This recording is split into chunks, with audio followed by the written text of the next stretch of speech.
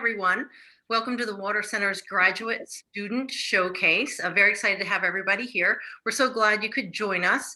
This is really going to be an exciting afternoon because we're going to learn about some really amazing work that our graduate grant recipients are doing. So big thank you very much to the students as well as their advisors for their work thus far on a really, I think, wide and really interesting array of projects we're going to talk about today.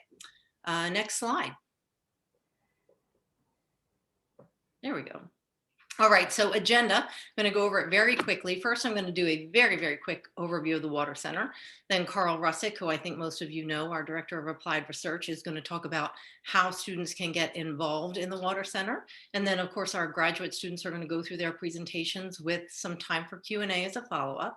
And then at the end, we are really excited to have 4 student organizations joining us today to talk about what they do. And the Water Center supports these organizations in a variety of different ways. And we hope that by you all having a chance as listeners to learn about these organizations and what they do, you might also want to get involved and support them. Next slide. Next slide. There we go. Okay, so for those of you, I assume most of you know who the Water Center is and what we do, but for those who might be a little bit newer to learning about us, we are an interdisciplinary applied research center looking at urban water issues.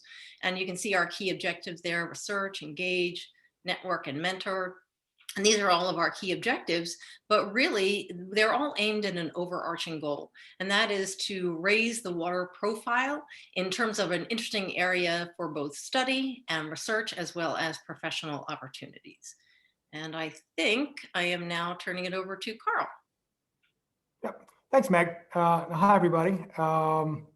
Thanks for spending your time with us. Hopefully we're your last Zoom event for the week. Yeah, just to give a feel for, what all we do for students, because that's we're not, as an applied research center and very interdisciplinary, we're looking to create connections between students and faculty and important water topics, as Meg outlined. And the programming we're doing, today, as well as most of our opportunities, are funded by a generous gift from Spring Point Partners, I need to say. So we can thank them for this and the support we give to our graduate students. We're here as a resource to provide guidance, whether or not we're funding or sponsoring the research on capstone topics, methods, and contacts. We are a group of water professionals within the university with years of experience and far-reaching contacts. We have the Student Research Support Program, which I'll talk a little bit about on the next slide. This year, we started a program of undergraduate fellowships in water, equity, and climate. And I saw we had at least one of our undergraduate fellows on, perhaps both. Looking to expand that sort of work. And we've got any number of ongoing Water Center projects funded primarily. It's largely public interest research funded by foundations in the region. And nationwide. So that creates opportunities for students, volunteers, researchers, and at times paid associates. We're all very busy finding internships for our students. We help sponsor a number of student chapters of various organizations at Penn, which we'll get into a little later. And we're always, like everyone with a website and social media feed, we're always looking for content. So if you as a student or a faculty member are looking to get your message out on your water-centric research, we'd be delighted to give you a platform for that. Next slide, Crystal, thanks. Specifically about the Student Research Support Program, we've got, this is our second year of a student support program where we do one batch of research stipends for graduate students from across the university, and another one specific to the MES MSAG program. And we've got a very nice, spread of representation from across the university, which we'll get into in our introductions. But I would draw your eyes to what's on the screen and is also on our website. Our application for our MES MSAG student research support is still open until the end of the month, and there is funding available for MES, MSAG students to fund their capstone research. So feel free to look that up or reach out to Swati and I if you have any questions. With that, we'll move right into our first presentation. Anna Muser is, I think she's representative of just how broad we're looking to get with our water-centric research. She's a PhD candidate in history and the sociology of science, and she'll be giving us a few minutes on her research, Land After Technology, really looking at, well, she can explain it better than I, but some of the historical components of the New York City water supply system in upstate New York, and is advised by Etienne Benson. So Anna, I'll hand it to you. Thank you very much, Carl. And I want to just express my gratitude to the Water Center as well for the support to facilitate this research. I have some slides. I'm not sure. Perfect. Thank you very much. So as Carl mentioned, I am a PhD candidate in history and sociology of science, and I focus on history of technology and environmental history. So today, I'm just going to share a little bit about my work, especially the portion of it that's supported by the Water Center.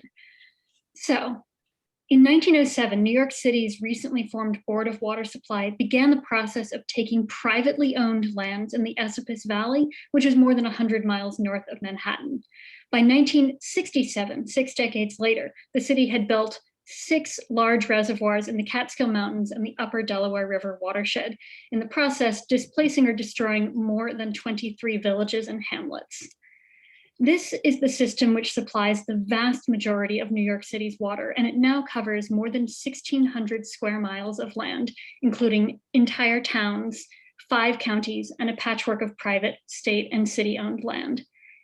Within that watershed, white families who traced their roots back as far as 12 generations grappled with the losses of homes, burying grounds, businesses, and ways of living as a result of these displacements.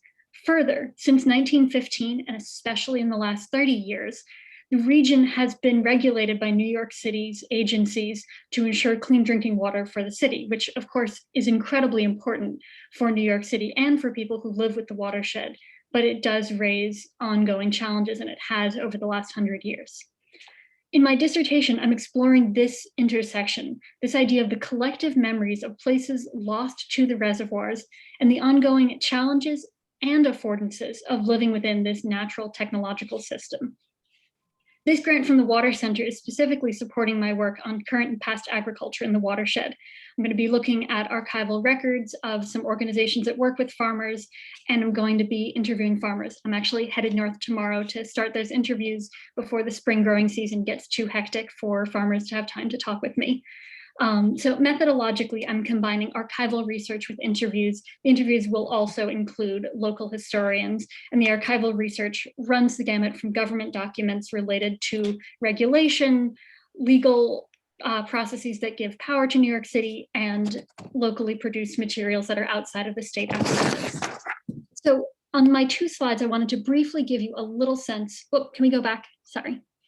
On these 2 slides, I want to give you a brief sense of some of what I'm working on. So this first one is a picture of the Rondat Reservoir, and it is a sign marking the spot on the reservoir's shore that is closest to the former village of Montella. This sign, like others throughout the watershed system, was put up in 2002 as part of ongoing community building relations and relationship building processes between New York City representatives and watershed residents. Okay, next slide, please. This one is a hand-drawn map of a section of the Pepacton Reservoir, which was built in the late 40s and 50s. This reservoir in Delaware County takes water from, as you can see in the middle of the slide, the east branch of the Delaware River. And what is most exciting to me about this map and how it's a demonstration of some of the work I'm doing is the way in which the person who's drawn the map, the daughter of a woman who lost her childhood home to the building of this very reservoir, has rendered the past and the present simultaneously in this space.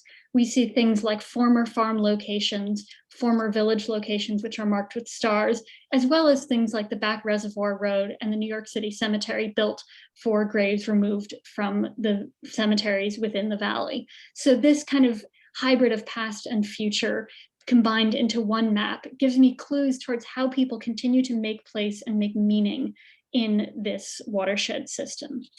So I want to just conclude with part of why I'm so drawn to this. What motivates my research is I really seriously believe that the past, both as it happened, which we can reconstruct from empirical evidence, and as it is remembered, which we can reconstruct and understand through other kinds of evidence, it has profound impacts on the present and on future possibilities in politics.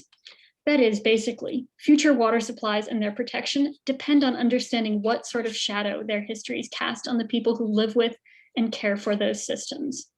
My aspiration is that, on one hand, this research can give us a more clear picture of the history of New York City's very important water supply, and on a larger scale, help to inform ongoing water supply matters so that we can continue to think about the way that urban systems and rural systems are linked inseparably. And so that as we do so, we can think really carefully about what it means to live with these technological systems long after their development. Thank you very much. Thanks, Anna. So, absolutely nailed it at 5 minutes.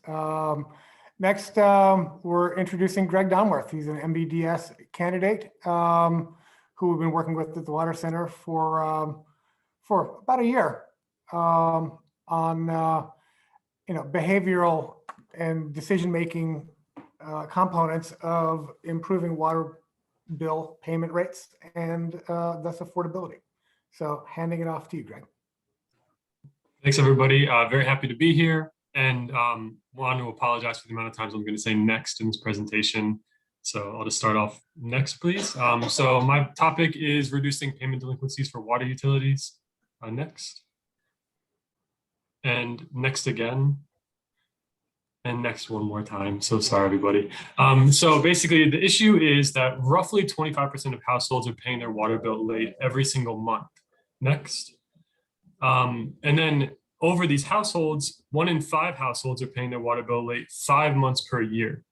Every time they pay their water bill late, they're receiving delinquency payments, and they're getting closer to having their water shut off and other sanctions that occur. From here, 5% of households are having their water service actually shut off every single year or a lien placed onto their home. There's a lot of issues with this. It affects 1.4 million people losing access to water per year, and it largely affects low-income communities of color, along with a lot of other issues, policy-related as well. Next, please. But the interesting thing is that of the households that have their water shut off, 66% of them pay their bill, their back due bill, the same day that their water is turned off, which shows that although finances and all these other issues are definitely pertinent to the problem, there's also a lot of behavioral aspects to it, which need to be improved upon, because they were able to come up with their payment the day that their water was shut off and the day that this sanction was actually implemented. So next, please. And next again. So I've found through background research and some research of my own, 6 key behavioral biases that I think are really causing a lot of this issue. And the first is present bias. So for example, when someone receives their utility bill, most of the time it's not actually due for 21 to 28 days later. They might think, oh, I'll be in a better financial position once that 21 days has come near, so I'm going to wait until later to pay it. Next. Information salience. When someone looks at their utility bill, if things are not ordered and organized and important information isn't bolded, it becomes really difficult for them on a quick glance to figure out what exactly needs to happen. Next. The ostrich effect is if someone is in a tough financial position and then they receive a utility bill, they might not even open the envelope because they don't want to know how much more debt that they actually have. So this is a huge problem that we see with utility bill payments. Next. Anchoring. So when you look at utility bills and bills that households have to pay, water is probably one of the lower ones compared to credit card payments, mortgages, student loan payments, etc. So that might automatically put it into someone's head that it's a less important bill for them to pay. Next. Actionability. If someone looks at their utility bill and they're not immediately sure of what needs to happen in order for them to rectify the situation that they're in, or to make a payment, or whatever action needs to happen, then it's unlikely that they would actually follow the steps necessary to make that recourse. And next. And then lastly, inattention, like I said previously, someone doesn't have to make a payment for 21 to 28 days. So a lot of times they're just going to forget when it's due. And unfortunately, they're going to be one of these households that has a late due payment. Next. So my research overview to begin with, on the left side, I started with redesigning a water utility bill. We look at the old versus the new, and they're very similar. It's pretty known that water utilities have a very, very difficult time changing the design of their water utility bill because of technology systems and costs, and it has to go through like 8 different departments, but they have a much easier time making small, minute changes. So I decided to go with that like 10% change rather than 100% change approach.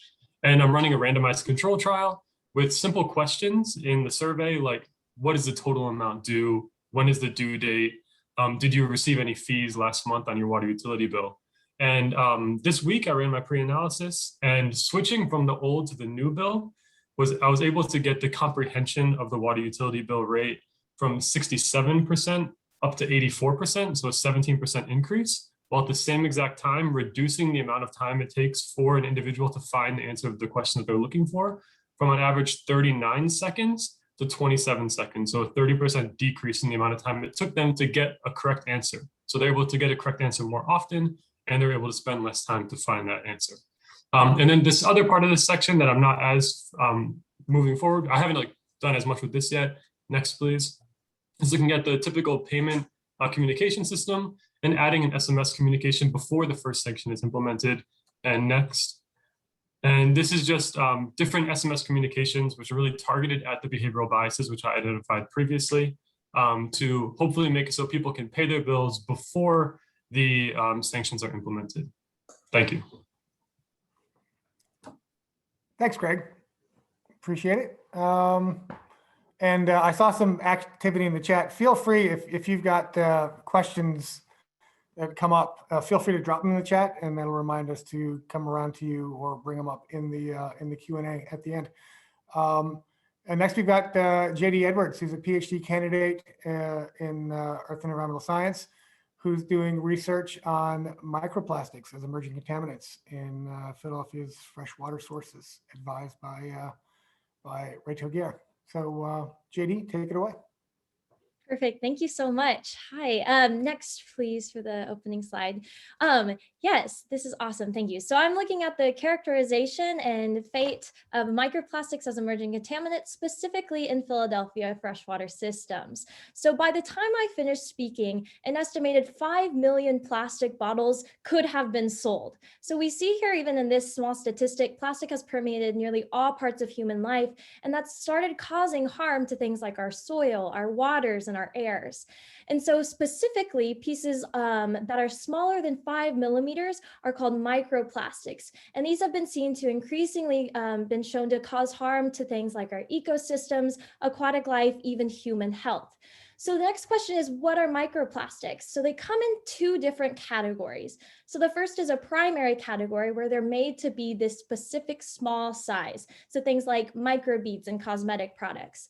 But another large category is this idea of secondary measures to getting to this smaller size. So as we see on the left side, we have an example of some macroplastics. So we see bags, tarps, tires, and through both chemical and physical degradation means, they get into smaller and smaller pieces, which show up as microplastics. Now, the thing with microplastics is we don't know much about them.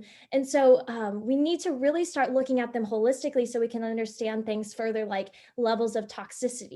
So microplastics have been widely researched in marine environments. However, freshwater studies are severely lacking. And so that's why we're aiming to start looking at Philadelphia's freshwater systems. So see here on this map, we have 3 different locations that we're planning on looking at this summer, which is the Wissahickon Creek, which runs into the Schuylkill River, and then also doing some research at the Delaware River. Next slide, please. Thank you. So to start, we have to have a good method for sampling. So I'll cover that near the end of the 5 minutes. But understanding microplastics, I want to take us through this multifaceted perspective because there's a lot of pieces we need to get the full story. So first we have concentration. So concentration is this idea of how many microplastics are in the area or the space that we're looking at, especially when it comes to potential correlations with levels of toxicity or even like bioaccumulation of it getting into our aquatic life. The characterization and identification element comes after we're able to do the sampling and sorting. And so essentially what we're going to be doing here is we're looking at using different types of microscopy, so optical microscopy and electron microscopy, to help give us images of what plastic pieces we're looking at. And then for identification, we'll be using instrumentation taking from spectroscopy in order to look at chemical composition and structure. Then the fourth part of this is looking at the idea of fragmentation. So especially when we're looking at rivers, we're curious about whether or not the movement of the water in a river is causing things to fragment physically, or their exposure to UV light maybe have some chemical degradation pieces. But the important thing is looking at all of these pieces together, we're hoping to get this understanding of what kind of sourcing we have from where these microplastics are coming into our freshwater system. So is it like wastewater treatment plants? Is it surface road runoff? Is there any deposition from like the atmosphere with microplastics that are floating around? So that's kind of the backstory of to how we want to look at microplastics and get this understanding of what microplastics are so we know what their impact on the environment is. But the first hurdle that we have to go through is this idea of sampling. Microplastic sampling up until this point has been kind of difficult because we've used means like grab sampling, which just takes bottles and collects water and you just filter it from there, or net sampling, which requires a lot of human interaction to pull the nets or get a boat for the nets. So a Penn engineering team, seniors from the years 2019 to 2020, actually designed this brilliant instrument called the Aquilus. So it's designed specifically for collection in rivers and estuaries.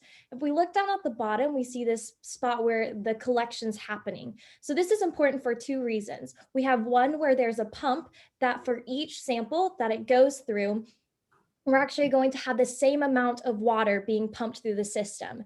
Next, there's a depth control. So we know how deep in the water that we are. So in between sample locations and sample days, we can actually keep it consistent.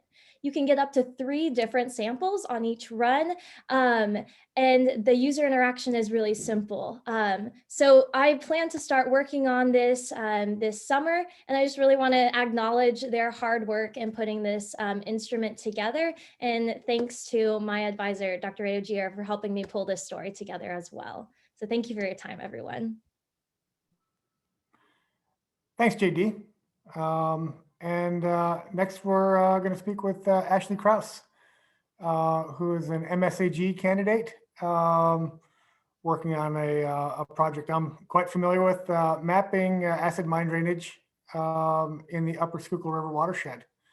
She's advised by Mitch Kahn. So take it away, Ashley.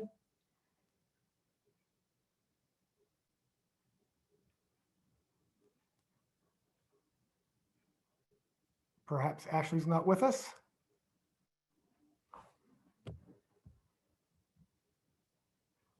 Okay. Ashley, if you're there or muted and come back on, please let us know. So we'll move ahead to our next contestant.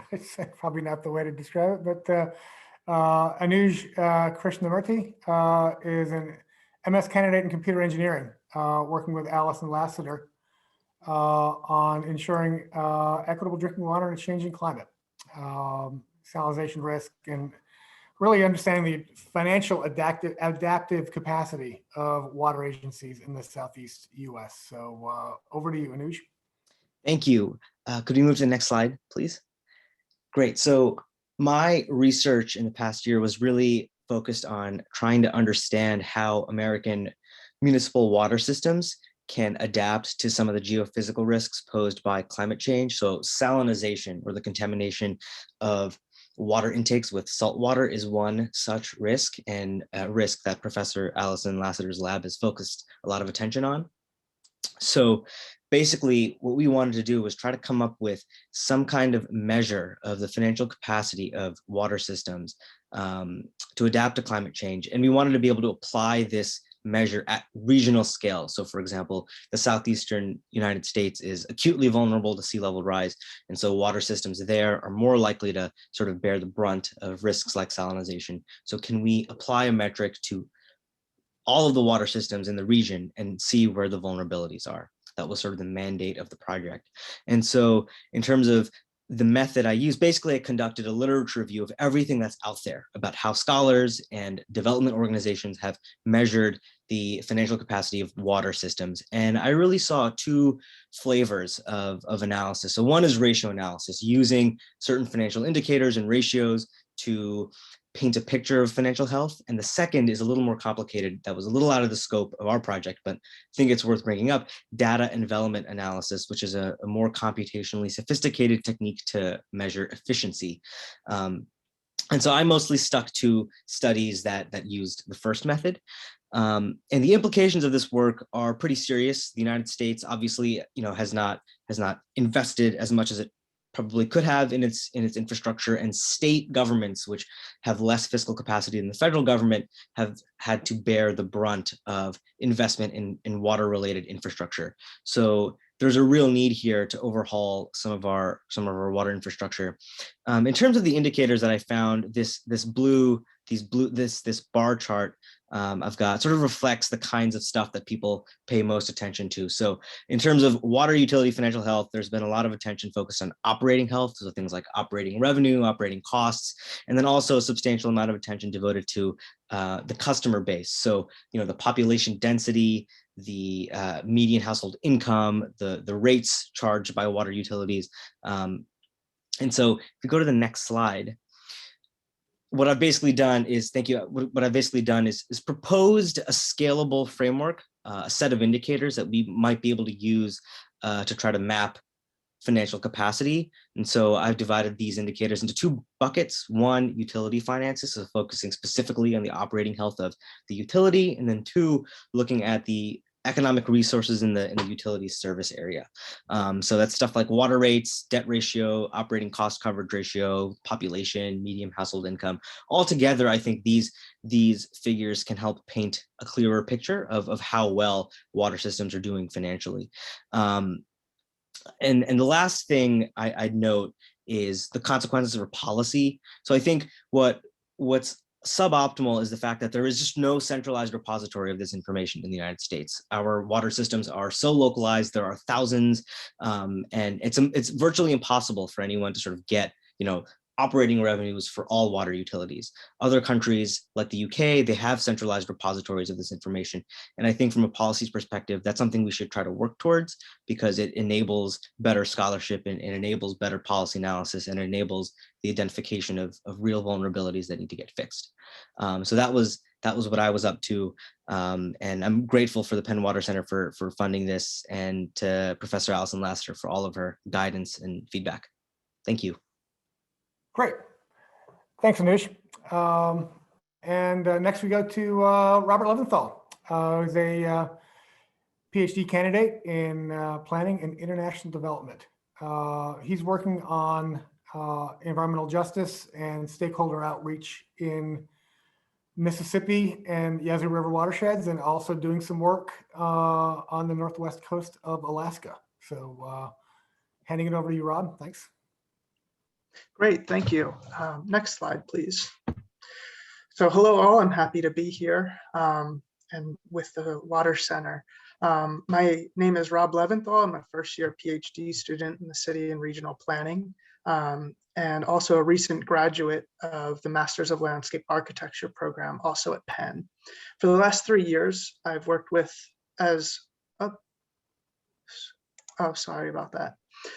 For the last 3 years, I have worked with my advisor, Sean Burkholder, and the Dredge Research Collaborative, which is professors and their RA students across the country with the Army Corps of Engineers and their nature-based solutions branch called Engineering with Nature. And last year we were given the opportunity, the Penn team, to look at what we wanted to do in the Army Corps' cold weather districts and decide how we wanted to contribute. And because of George Floyd and what had been going on with Black Lives Matter, we were really interested in environmental justice. And although it is definitely not a cold weather district, we were assigned to a project in Vicksburg, Mississippi, where the Army Corps has had a district headquarters for over 200 years. And we were given the task with kind of no deliverables, but the idea was to determine how the Army Corps can address their environmental injustices and systemic racism that they have caused, and whether they had actually done so. So the way that we approached this was first through a literature review and looking at how they described their work with a 1979 book called Of Men and Rivers, which details Vicksburg's work over the last 200 or so years. And we kind of dissected this book and brought in literature from outside sources, which kind of highlighted the things that they either didn't acknowledge or weren't aware of. And we were really at the next stage where we were going to reach out to communities and do interviews when we were switched to another project because we're really in charge of the cold weather districts from the Dredge Research Collaborative's perspective. So next slide, please.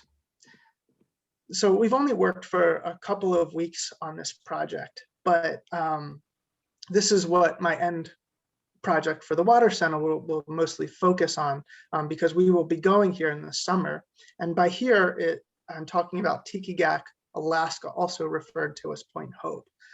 This is a town of roughly 700 or so Alaskan natives who are mostly whalers and hunters. And this area is experiencing rapid changes from climate change, both from permafrost loss, which is damaging infrastructures and their way of life, but also erosion.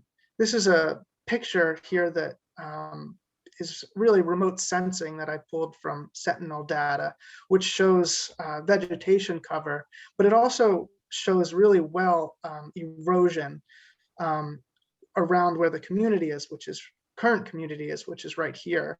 You'll see that there's a lot of accretion on the southern shore, but on the northern shore, there's a lot of erosion, and that's really problematic for this lagoon and also some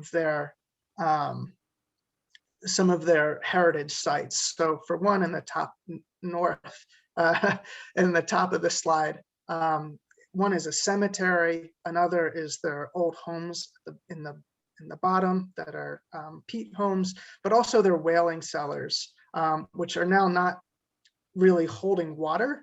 Are not hard with permafrost, but holding water, and they're not serving the same purposes as before.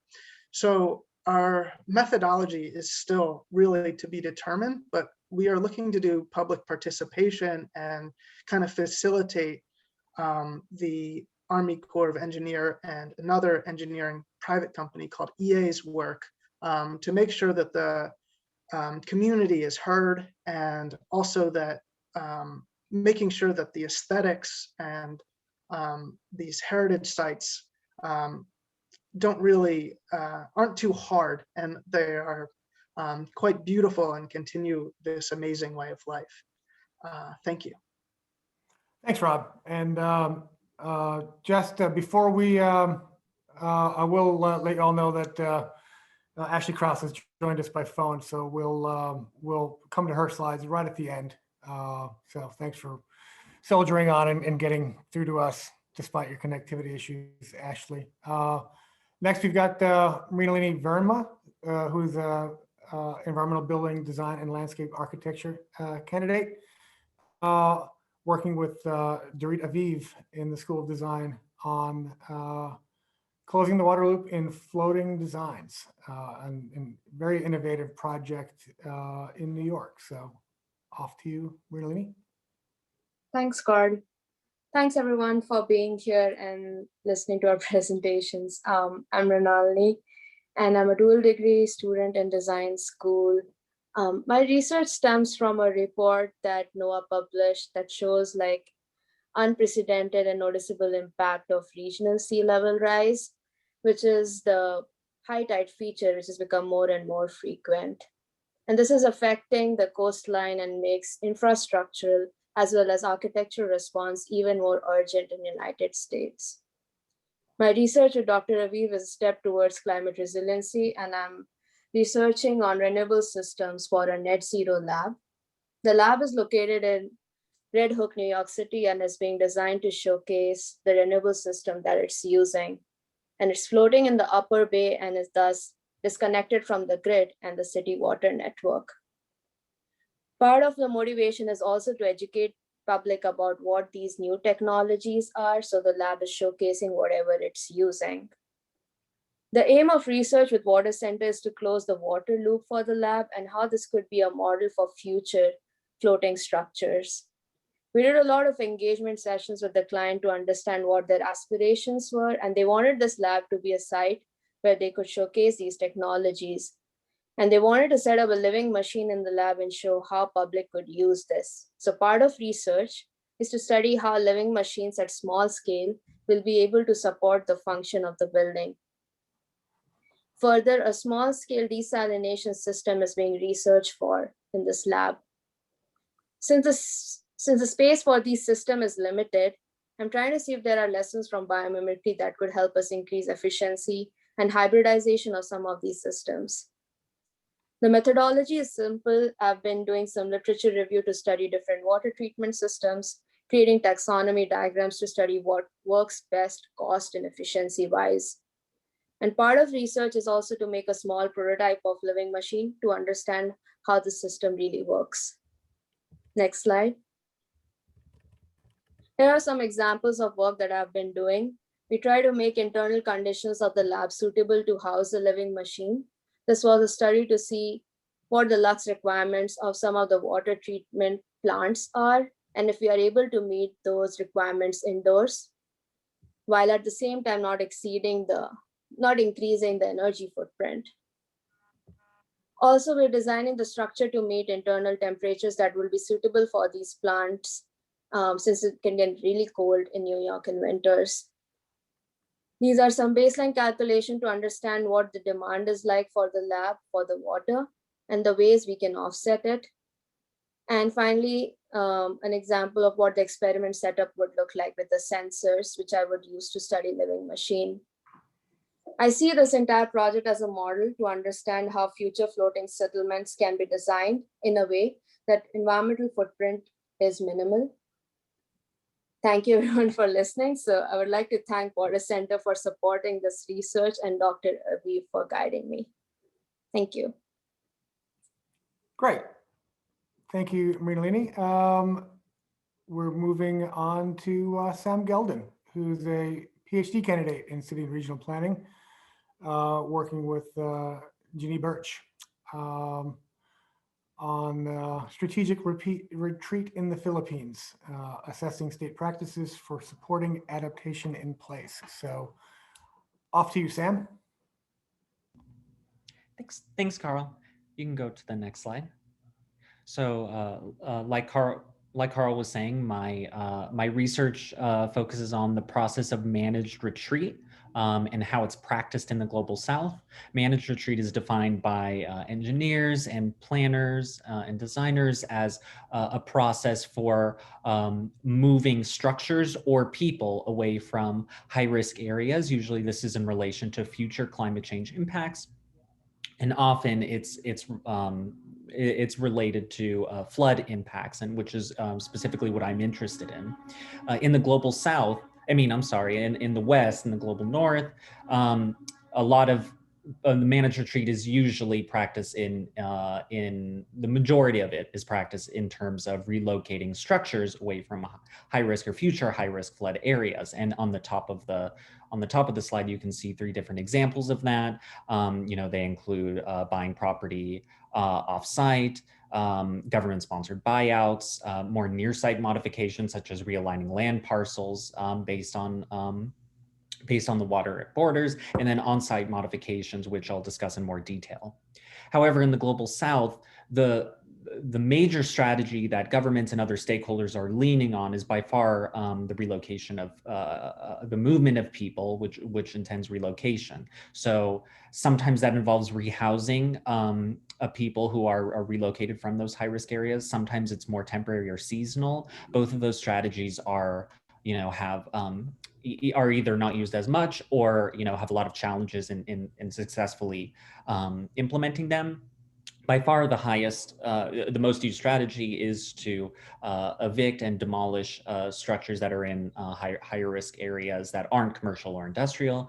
And this usually targets informal settlers, who largely lack land tenure, access to insurance, and then drainage or other flood management infrastructures such as waste management, sewage, et cetera. So my research question is really to understand why governments in the Global South favor the relocation strategy of informal settlers specifically who are living in those flood prone areas rather than the on-site design-based approaches. And there are a lot of different factors that go into that. Specifically, I'm interested in the conditions under which government stakeholders would include on-site design-based adaptation approaches in their retreat strategies. On the next slide. And this is how you can see in the red box is the methods I'm using to approach that. I'm specifically interested in using the Philippines as a case study because it has among the highest urban flood exposure in the world. It also has a large population of informal settlers, about 20 million nationally. And it also has some very innovative projects, very innovative, notable large-scale projects for both relocation and upgrade. For example, in terms of relocation, over the last mid 2010s, there was a $1 billion project for relocating 500,000 families from key waterways in Manila, the capital. And the effects of that are still being seen. On the other hand, the government has also sponsored and wants to promote more on-site upgrades, though these generally aren't in the high-risk flood areas, and they've already benefited about 700,000 people over the last 20 years. So using document analysis, which will largely comprise of decision-making for project site approvals or declining further upgrades, looking at eviction records and looking at flood infrastructure plans, as well as doing virtual interviews with assorted stakeholders in this whole process.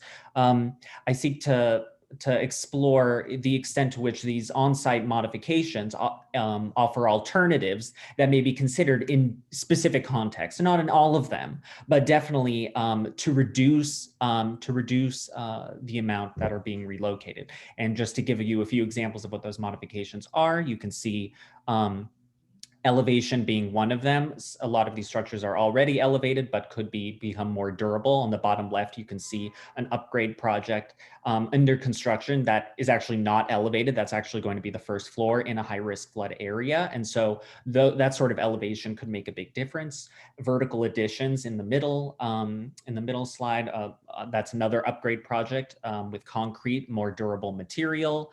In the bottom middle, there's vegetation buffers that can be that have many possibilities, and then on the far right are an indigenous-based architecture and architecture approaches to flood-proof designs that are, flood resistant and also earthquake resistant as well.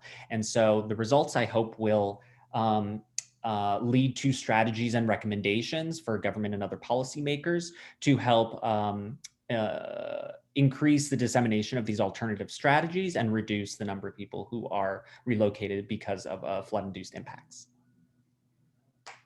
Great. Thank you, Sam.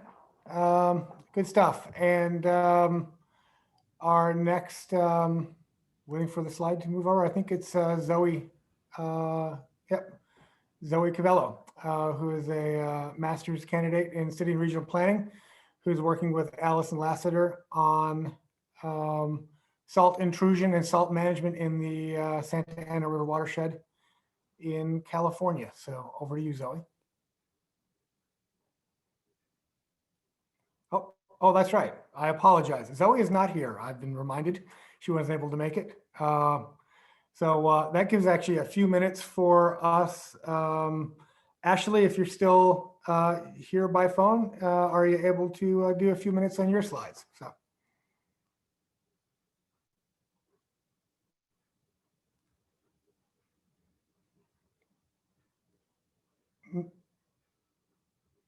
Is Ashley furiously trying to unmute?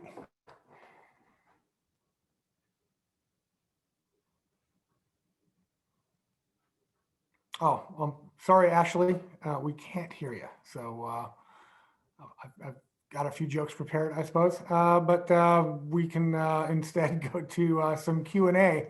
Curious, okay. I'm here, I'm being told that she is unmuted, but we can't hear her. So I'm very sorry for that, Ashley. I'm curious before we get into some discussion from our student groups telling us what they're up to, if you all had any Q&A for our speakers who came before. And first, while you're thinking of that, feel free to pop them in the chat or ask directly. It's a small group, so I'm curious. I just want to say thank you. Actually, it's a really nice mix of representation from across the university, but also of topics and focus areas. So exactly the kind of work at the Water Center we're looking to encourage. So thank you all for seeking our support. We're happy to give it, and thanks for presenting to the group on this. With that, any questions or comments from anybody on the presentations you heard?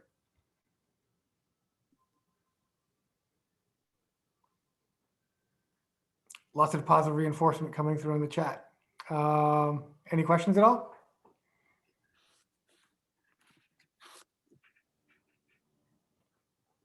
Okay. While we're waiting for questions, I will give folks a sense of the work that Ashley Cross is doing, because I'm working with her on the project. Actually,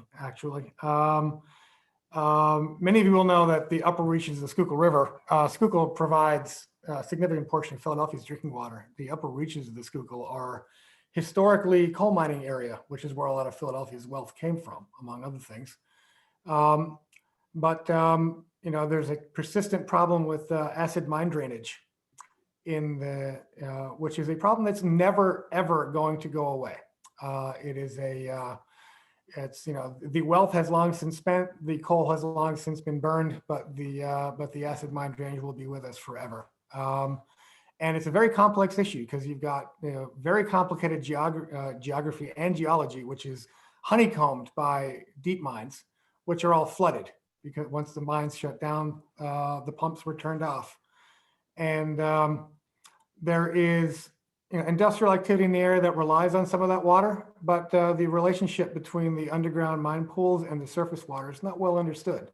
So as an MSAG hydrogeology candidate, Ashley is working at a specific site where they are turning off the pumps at a power station to understand what that's going to do for some of the AMD affected surface waters that flow from that site into the Schuylkill River and thus to ultimately Philadelphia's drinking water intakes. So important work and really challenging technical work. So hopefully we'll have a chance to allow Ashley to showcase her work in another forum.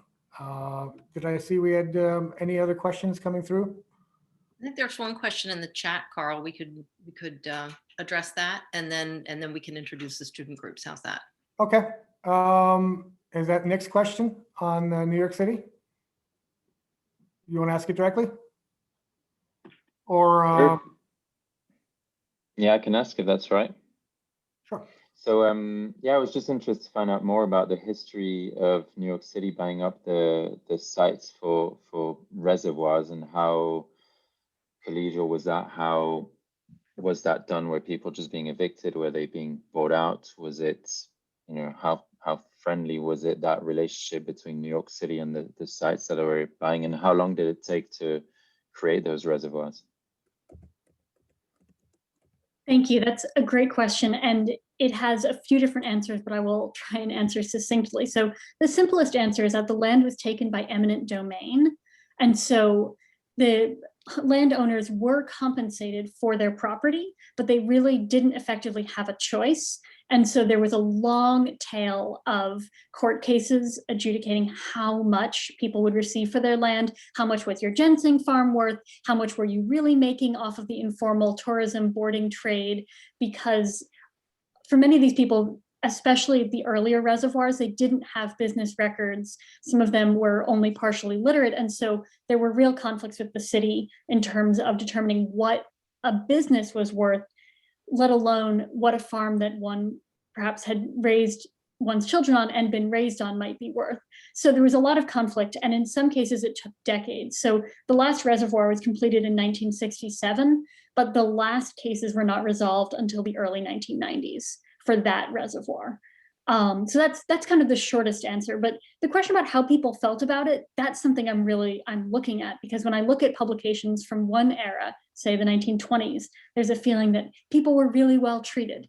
When I talk to people who live in the area today, there's a narrative that people were really poorly treated. And so who's talking and at which moment in history really changes how different people feel about that process, which is part of what draws me to this topic. I think it's so fascinating.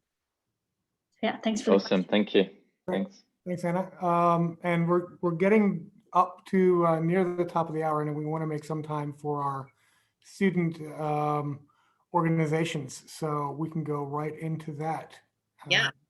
So I'm just going to announce the student organizations that are each going to have about a minute to tell us who they are and what they do.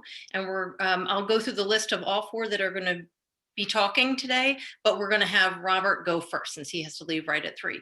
So we just think these organizations are wonderful. As I mentioned before, we're supporting them each in different ways, and really think that you all will learn a lot just by hearing what they do, and hope that you all want to get involved. So the organizations you're going to hear from today are AWWA, and that's going to be Robert Patel. Then we're going to have from Climate Leaders at Penn, we have Nick Bernard. Then we have, let's see, from Isla Urbana, we have Samira Mehta. And from Rainworks, we have Corey Willis. So Robert, how about if you start? Hey everyone, I'm Rob Patel. I'm a senior at Penn majoring in earth science, also going to be here next year to finish the MSAG degree. And AWWA at Penn is a student chapter of the American Waterworks Association, which basically is like a global or national trade organization that focuses on promoting more equitable water infrastructure development and other water quality related things. And our chapter specifically has done things like organize speaker events with some of our awesome faculty, like Tony Souter, who's on this call, Howard Newkrug. And we're small at the moment. We were only founded a couple years ago. But our goal is to kind of, as we get back in person again, have more of these speaker events and facilitate more networking for our students. And I guess more of this kind of camaraderie about people who are like-minded and passionate about this among our student body. And Greg Donworth is on this call as well. If he wants to chime in and say something I missed, by all means. Nope, that was a great description. Thank you. Excellent. All right, thank you so much. And actually, we're going to ask Corey to go next, since she also has to leave at 3. All right, thank you, Meg. Let me share my screen.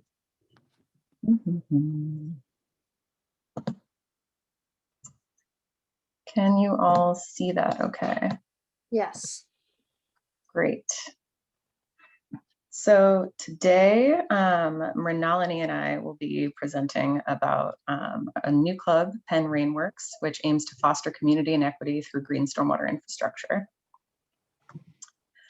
So first off, what is Rainworks? The EPA's Campus Rainworks Challenge is a green infrastructure design competition for colleges and universities that seeks to showcase the environmental, economic, and social benefits of green stormwater infrastructure practices.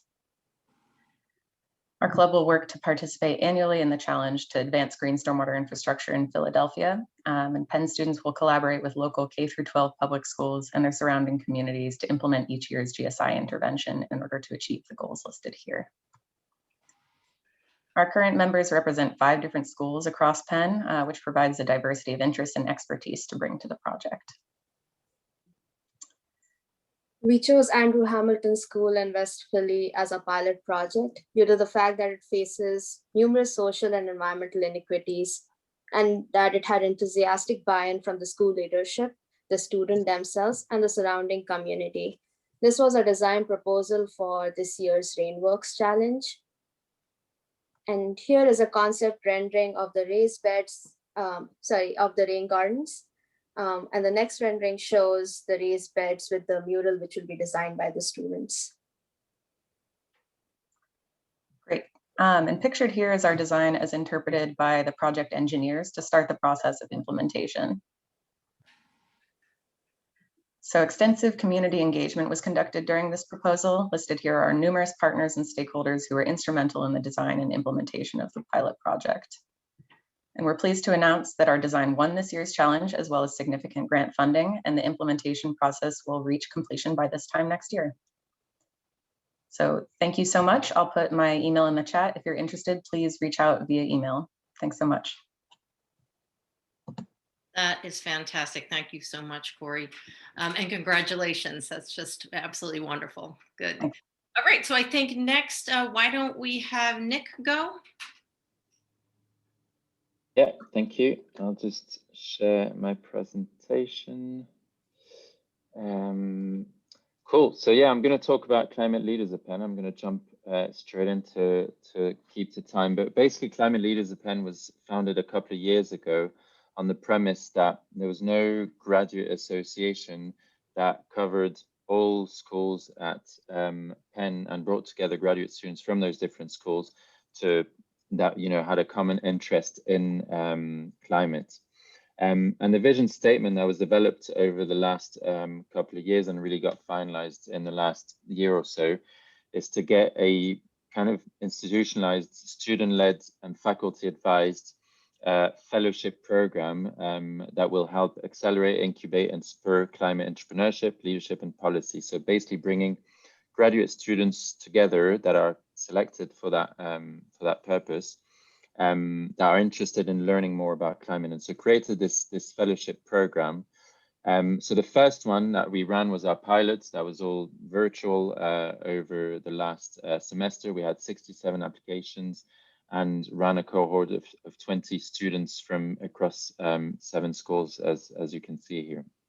And the program, which I can kind of show an example of, was structured into masterclasses, community events, career events. So the focus really being about learning in the masterclasses, fostering community and networking in the community events, and then supporting the professional development of those students towards climate leadership, towards climate careers in those career events. And we also had a blog competition with the Climate Center and an open workshop with Dave Roberts at Canary Media. We've got a set of advisors, including Arthur Van Bentham from the Wharton School, Steph Carlisle from Design, Edward Comer from the Law School, and Mark Allen Hughes from the Climate Center. And we're looking for people to get involved. So if you're interested, at the moment, we're actually recruiting 4 board positions for next year's board. Here's the link, and I'll show the email and put in the chat if you want to reach out and find out more. And in September 2021, we'll be opening applications for next year's fellowship, which will be a full year fellowship and hopefully in person. So I look forward to seeing some of you here. Here's the email. I'll also post it in the chat. Thank you very much. Great. Thank you so much, Nick. Really appreciate that. And last but certainly not least, we have Samira talking about East La Urbana. Hi. So I'm just going to share my screen really quick.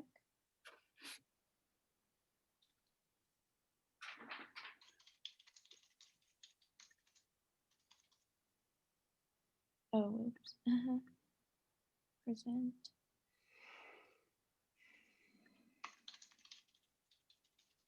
Okay. Hi, everybody. My name is Samira, and I'm a senior at Penn, and I'm the co-founder of Isla Urbana at Penn. So I'm really excited to be here today with Jane, our new co-president, to talk to you all about our club and our work with the Water Center. So we're the first and only college chapter of the Isla Urbana Foundation, which is an organization that provides rainwater harvesting systems as a sustainable solution to the water crisis in Mexico. And we support them in two ways, raising funds and also raising awareness about the global water crisis on Penn's campus. So one of our big flagship events before COVID was we would do this annual walk for water. So these are pictures from our 2019 walk, which was sponsored by the Water Center. From this event, we raised over $7,000 in ticket sales and donations. And the event started off with discussions about water scarcity, and then we walked and ended with a party at the ice skating rink. This is a very fun and successful event. And another thing that our club does that's really unique is we bring Penn students to Mexico each summer as part of our summer program. This year we're doing it virtually, but we hope to get back to Mexico in 2022. So we'll typically go to Mexico and install the very systems that we had been fundraising for during the year in schools and communities. And then we interact with community members and really get this in-depth view of the water crisis. So these are pictures from our 2019 trip. So now I'm going to hand it off to Jane to talk more about our virtual pivot since COVID. Hi, everyone. I'm the current co-president of Isla Urbana. A bit about myself, I'm a sophomore in the college studying architecture and urban studies. And a huge step for us was that we've been able to start an Instagram page, and here we've been posting memories from our past events, bringing awareness for things like World Water Day, or helping advertise the activity of Isla Urbana Foundation, who is our parent organization.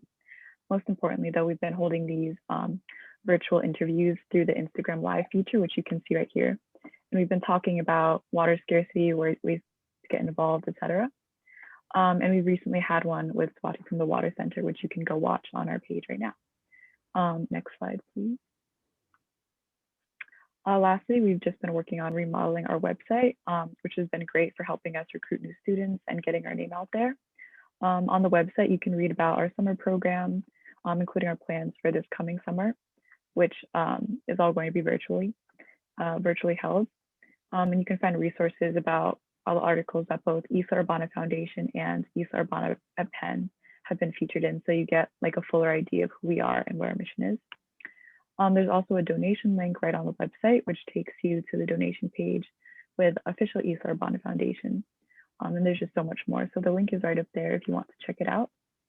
And lastly, we'd just like to say that we're really grateful for the continuing support from the Water Center. And thank you all for listening. Wow. Well, thank you both. That was absolutely amazing. I mean, I am blown away by both the organizations and all the student research thus far. So really, really big thank you to the organizations for being here, as well as the students and all of their advisors for the amazing work that they've done thus far. Let's see. Closing it out, we are a couple minutes over. So just a reminder, anything that we've talked about today, it is on our website, so definitely go there for whatever information. If you want to follow up, most of what we talked about today should be on there, and if it isn't, definitely reach out to myself or Crystal. And next slide. Next slide. There you go. Okay, and so you met Carl today. Obviously, he did a lot of the introducing of all the students. If you all have any specific research questions, anything, please feel free to reach out to Carl and or Swati. Swati's been sort of in the background today. Most of you know her. She's our senior academic research coordinator. And a big thank you to both Swati as well as, I don't know how many of you know Crystal Pleasant. She is our new communications manager, but big thank you to both of them as they really did all the work to put this together and make this happen today. So I hope everyone enjoyed this. I hope that it was really meaningful and inspiring, because I know that I found it was, and hope everybody has a great weekend. Thanks so much for coming and your support of the Water Center. Take care. Thank you. Bye. Thank you. Bye. Thank you. Thanks, bye.